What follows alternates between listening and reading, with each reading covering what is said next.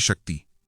क्या आप कभी कल्पना कर सकते हैं कि जीवन साथी चुनने के लिए शर्त हो जमीन पर रखी तेल की कड़ाही में देखकर ऊपर घूमती हुई मछली की आंख भेदना? यह कहानी है लक्ष्य निर्धारण और एकाग्रता की, जिसने एक साधारण ब्राह्मण वेशधारी को भारतवर्ष की सबसे तेजस्वी राजकुमारी का वर बनाया। पांडवों के लाक्षागृह से बच निकलने के बाद वे अपनी माता कुंती के साथ ब्राह्मण वेश में कई स्थानों पर घूम रहे थे। इसी दौरान उन्हें पांचाल देश के राजा द्रुपद की पुत्री द्रौपदी के स्वयंवर का समाचार मिला। द्रौपदी असाधारण रूप से सुंदर, बुद्धिमान और तेजस्विनी थी। राजा द्रुपद ने अपनी पुत्री के लिए एक ऐसी शर्त रखी थी जिसे सुनकर बड़े बड़े सूरमाओं के पसीने छूट गए थे। शर्त ये थी, स्वयंवर स्थल पर एक ऊंचा स्तंभ था जिसके शीर्ष पर एक घूमता हुआ यंत्र लगा था। इस यंत्र में एक कृत्रिम मछली लटकी हुई थी और उसका निशाना केवल उसकी आंख थी। इस लक्ष्य को भेदने के लिए नीचे जमीन पर एक बड़ी तेल से भरी कड़ाही रखी थी। शर्त यह थी कि किसी भी वीर को ऊपर मछली की ओर नहीं देखना था, उसे केवल कड़ाही में बन रहे मछली के प्रतिबिंब को देखकर ही निशाना लगाना था। इसके लिए एक भारी भरकम धनुष और 5 बाण उपलब्ध थे। स्वयंवर के दिन दूर दूर से महाराजा, राजकुमार और धनुर्धर पधारे।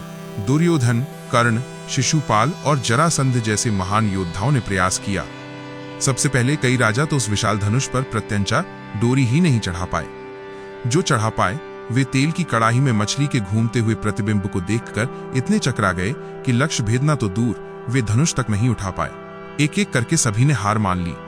राजकुमारी द्रौपदी और राजा द्रुपद निराश होने लगे।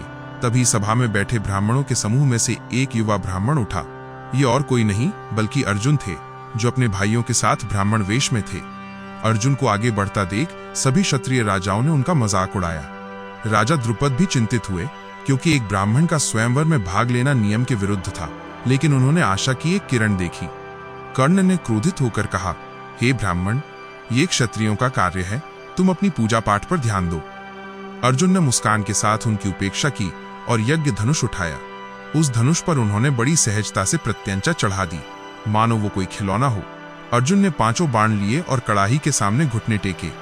अर्जुन की आंखें अब कड़ाही में बने मछली की परछाई पर स्थिर हो गईं। उनके आसपास का सारा संसार थमसा गया।